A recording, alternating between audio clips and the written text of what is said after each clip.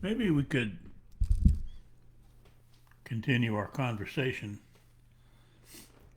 about awake, to awaken from our dream state of thought, knowledge invented thought, which invents our beliefs. As long as we live in this world of thought, belief, which is stored in our knowledge base, all we can do essentially is repeat our past because knowledge, thought, and belief are all a function of our past. They are the things that are leading us today. Therefore, we go from war to war to war, fighting with each other, arguing, having to be right, being the greatest, never making a mistake. So, if there's a consideration you might need to have for yourself, it is ask if your life has been a repetition. There used to be probably still is, a saying, don't throw your tie away, it'll be popular in 20 years. Everything makes its revolution, including things that we don't say. When we don't say things, they're buried in us and then they come around, keep going round and round and round. If we don't say them for long enough, then it enrages us, and sometimes we explode. And if we're good Christian evangelicals, we grab our guns and go kill a couple of children in school or blast them away at the movie theater. So it's a consideration that you might need to have for yourself to see the truth of what it is that I'm speaking. You are not awake. You are asleep inside of your thoughts. Worse, your knowledge based thoughts are inventing your belief. And then the belief directs you. See? Which causes a never ending circle of repetition. The world that we have today, that's been this way since the Garden of Eden, that's a whole other thing. Since we ate the fruit of knowledge, moved into knowledge, thought, and belief, we have been self destructing.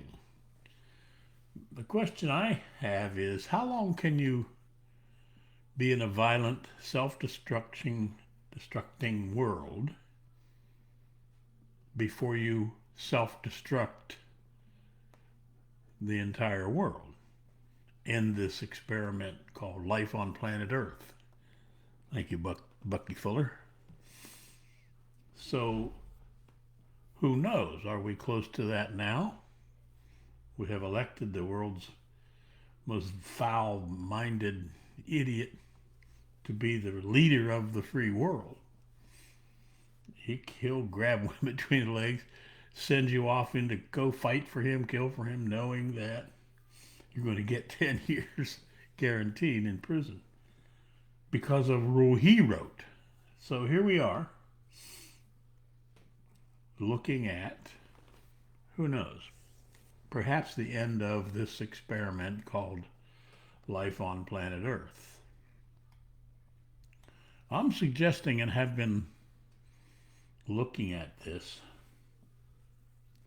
for 41 years now, will we transform, or will we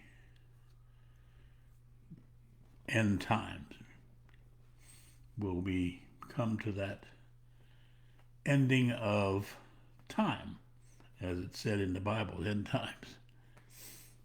There's all kinds of pointers that you can find which would say that we are at end times. However, we won't know that until or unless it happens, will we? So here's my suggestion. Take a look at your life.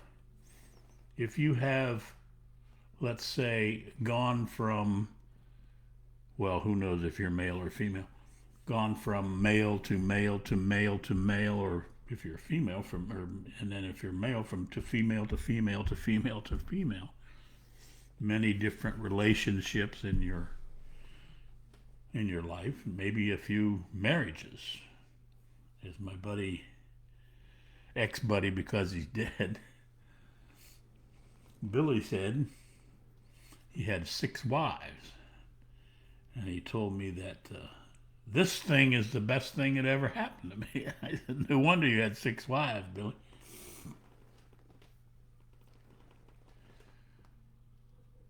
Because he was the same Billy for all 6 wives. Just as we seem to always be the same person for all of our relationships. And then we blame them.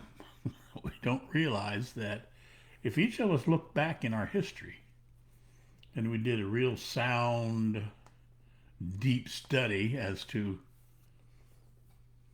who is the constant, who's the constant in our relationships. If we could just find the constant, we would know the perp, as I guess they say in the TV documentaries anyway, the TV shows, the perpetrator. So it is of, I say, huge importance that you consider taking a look at, are you a repetitious robotic person? Are you repeating your own life over and over and over? And if so, are you then doing that collectively? Are you what Shakespeare was saying is you just took your role in the play? And in actuality, Shakespeare, you were correct. When we live our lives from knowledge, thought, and belief, we can only ever reinvent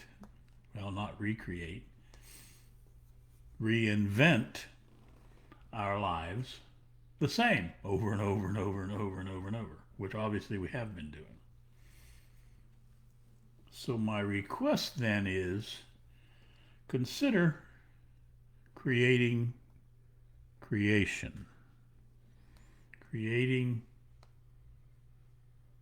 a new you from nothing. Well, that is what creating is, isn't it? Bringing forth from nothing. If you bring forth from nothing, then you have no history. If you bring forth from something, then you have a history. So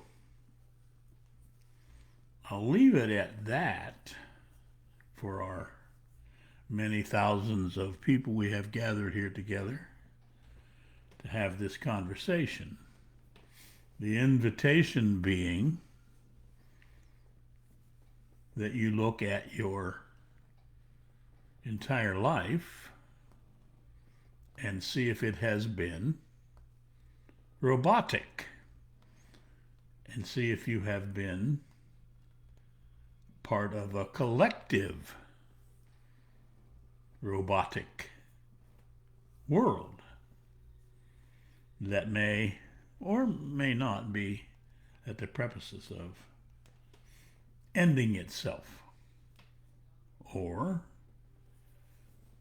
is there a possibility for us each to transform,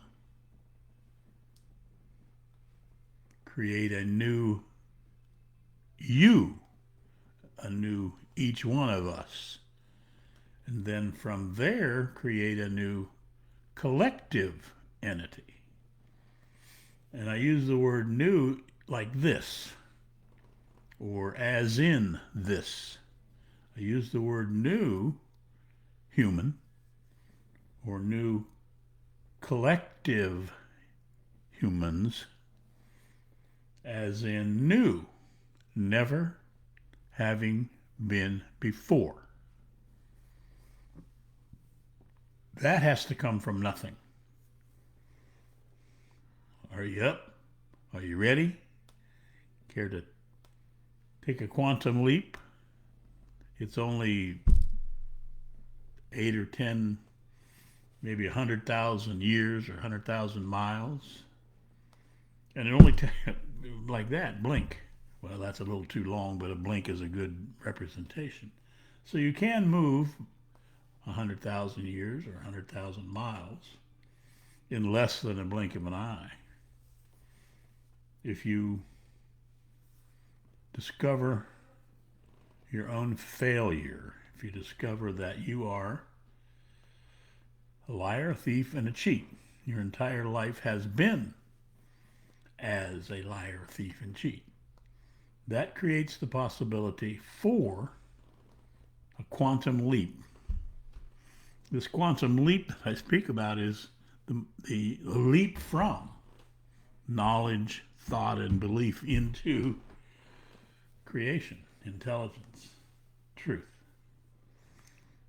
However, I'm probably wasting my time here.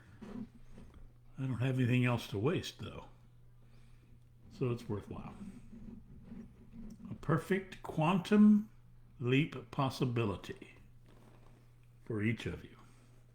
It happens outside of time, by the way, so you do have time to do it because it's outside of time.